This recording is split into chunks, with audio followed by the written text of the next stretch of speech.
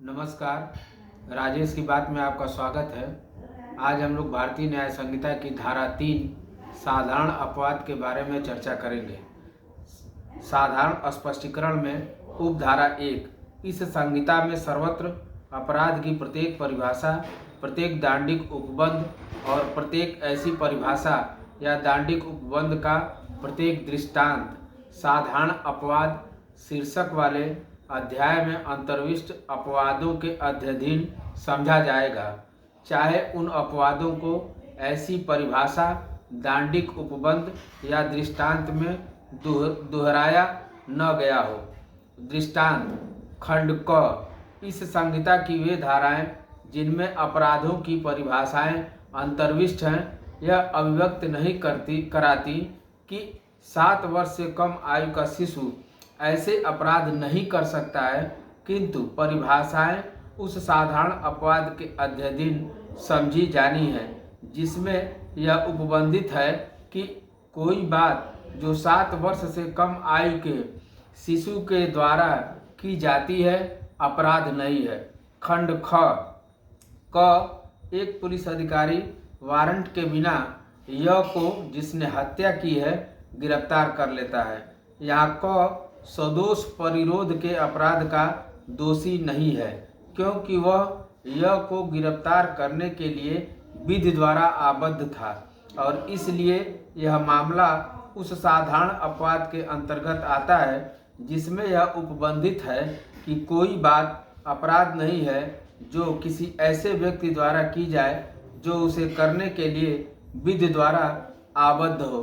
कहने का तात्पर्य यह है कि अगर कोई व्यक्ति जो विधि के द्वारा, कानून के द्वारा आबद्ध है कि कोई भी व्यक्ति अपराध करता है, उसको अगर वह गिरफ्तार करता है तो उसके ऊपर कोई भी दोष आरोपित नहीं किया जा सकता है। बीएनएस की धारा 3 उपधारा 2 प्रत्येक पद जिसे इस संहिता के किसी भाग में स्पष्ट किया गया है, इस संहिता के प्रत्येक भाग में उस स्पष्टीकरण के अनुरूप ही प्रयोग किया गया है। खंड बीएनएस की धारा 3 उपधारा 3 जब कोई संपत्ति किसी व्यक्ति के कारण उस व्यक्ति के या पति या पत्नी, लिपिक या सेवक के कब्जे में है, तब वह इस संहिता के अर्थ के अंतर्गत उस व्यक्ति के कब्जे में है ऐसा माना जाएगा। स्पष्टीकरण लिपिक या सेवक की हैसियत से अस्थायी रूप से या किसी विशिष्ट अवसर पर नियोजित कोई व्यक्ति इस उपधारा के अर्थ के अंतर्गत लिपिक या सेवक है। भारतीय न्याय संहिता की धारा 3 उपधारा 4 जब तक कि संदर्भ से प्रतिकूल आशय प्रतीत न हो, इस संहिता के प्रत्येक भाग में किए गए कार्यों का निर्देश करने वाले शब्दों का विस्तार अवैध लोपों पर भी है।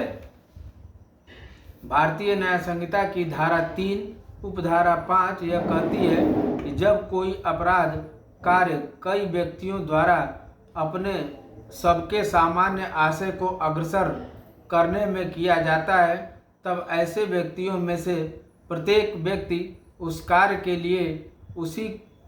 लिए उसी प्रकार दायित्व के अधीन है मानो वह कार्य अकेले उसी ने किया हो।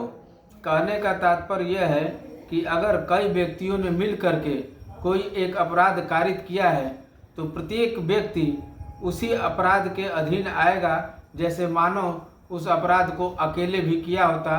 उसके लिए जितना उत्तरदायी होगा उसी तरह से सामूहिक किए गए किसी व्यक्ति के द्वारा भी अकेले अगर वह व्यक्ति है तब भी उतना ही उत्तरदायी माना जाएगा। भारतीय न्याय संहिता की धारा 3 उपधारा 6 जब कभी कोई कार्य जो आपराधिक ज्ञान या आशय से किए जाने के कारण ही आपराधिक है कई व्यक्तियों द्वारा किया जाता है, तब ऐसे व्यक्तियों में से प्रत्येक व्यक्ति जो ऐसे ज्ञान या आशय से उस कार्य में सम्मिलित होता है, उस कार्य के लिए उसी प्रकार दायित्व के अधीन है मानो वह कार्य उस ज्ञान या आशय में अकेले उसी द्वारा किया गया हो। आज के अंक में इतना ही। मेरे चैनल को लाइक करें, सब्सक्राइब करें, बेल आइकन को दबाएं। बहुत बहुत धन्यवाद।